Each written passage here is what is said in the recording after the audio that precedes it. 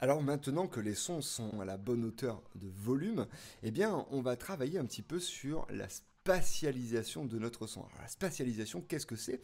C'est, on imagine que ce son-là, il retranscrit une scène. Il y a deux personnages qui sont en train de se parler, donc forcément ces deux personnages occupent un espace particulier dans votre scène. Alors évidemment, ces personnages-là, c'est pas possible qu'ils se trouvent exactement pile poil au même endroit sur la scène.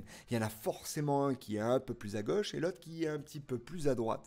D'accord? Et bien ça, on va le travailler sur ce qu'on appelle la panoramique. Alors, je peux retourner ici sur ma table de mixage et vous voyez que sur ma piste montre et ma piste victime, eh bien j'ai un gros bouton ici qui s'appelle pan. Vous voyez, il y en a deux des boutons pan.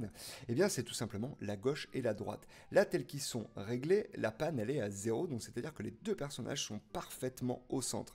Au centre, ça veut dire quoi? Ça veut dire qu'il y a autant de sons dans l'oreille gauche que dans l'oreille droite. Ça veut dire ça. Alors maintenant, si je décide par exemple que le monstre, lui, va se situer un petit peu plus à gauche sur la scène, d'accord, si on essaie de toujours imaginer cette scène, eh bien, je vais mettre plus de sons à gauche qu'à droite. On va imaginer, allez, je descends jusqu'à un quart pour vraiment qu'on entende bien la différence. 40 ici, et je vais faire la même chose à l'opposé, donc du coup sur mon oreille droite, pour mon personnage numéro 2. Et on va voir ce que ça donne. Bonjour, je m'appelle Monstre. Et toi? Bonjour, moi je m'appelle Johan. Ha ha ha, c'est un joli nom cela. Merci. Ha ha Merci. ha. Du coup, Et que viens-tu faire ici? et bien là, moi j'étais parti à la base sur faire un tuto, tout ce qui va être enregistrement. Bien. Voilà, donc là on se rend compte qu'il y a vraiment une voix clairement à gauche et clairement à droite. Alors là, il n'y a pas de règle à proprement parler sur l'espace sonore. Néanmoins, je peux vous quand même donner quelques conseils. Le faire de manière très radicale, c'est-à-dire pousser complètement les potards à gauche et à droite, Appelle Monstre. et bien là, ça va un petit peu gêner votre oreille, gêner votre perception du son. C'est-à-dire qu'à partir du moment où votre oreille et votre cerveau se crispent un petit peu parce qu'il y a quelque chose qui va le gêner, quelque chose qu'il va falloir aller chercher, eh bien c'est que c'est pas bon. D'accord? On va essayer de toujours laisser l'auditeur dans un confort d'écoute. Il ne doit pas aller chercher quelque chose dans le son. Ça doit lui être donné. D'accord?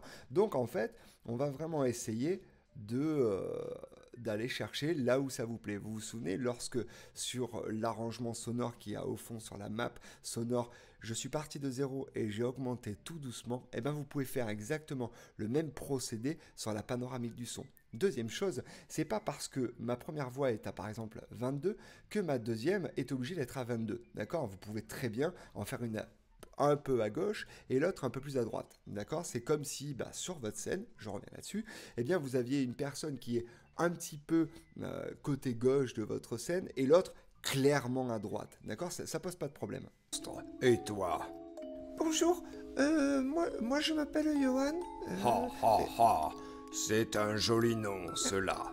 Vous voyez, là, le fait d'avoir mis le monstre un peu plus au centre que la victime, ça, on va dire que ça assoit son autorité de monstre. On a l'impression qu'il est encore plus présent parce que, évidemment, comme je vous l'ai dit, le fait de basculer votre panoramique à gauche ou à droite, ça met pas tout le son à gauche ou tout le son à droite, ça met plus de son à gauche qu'à droite, mais ça veut dire qu'il en reste de l'autre côté, d'accord?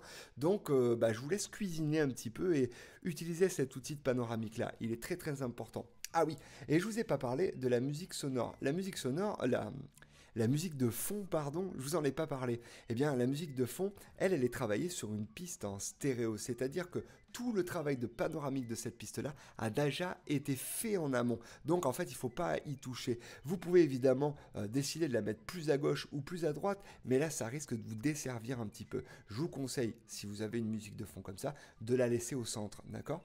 En revanche, si vous voulez rajouter, je sais pas moi, des bruitages ou des choses comme ça, là, ça peut avoir du sens, effectivement, de les mettre un peu plus à gauche, un petit peu plus à droite, il n'y a pas de problème.